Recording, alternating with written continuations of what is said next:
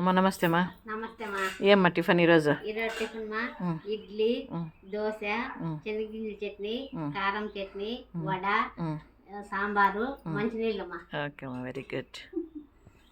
మన అమరావతి అమ్మగారు ఎప్పుడు నవ్వుతూ సంతోషంగా ఉంటారండి.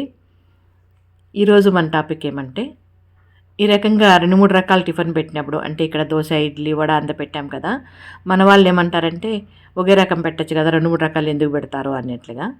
కాకపోతే ఇదైతే మాత్రము మన అభిమానుల్లో ఒకరు ఈ విధంగా పొద్దున్న అన్నదానాన్ని తీసుకున్నారండి. దానికనే 2-3 రకాలు పెడితే బాగుంటుంది కదా, వీళ్ళు కూడా 2-3 రకాలు తిన్నట్లా ఉంటుంది.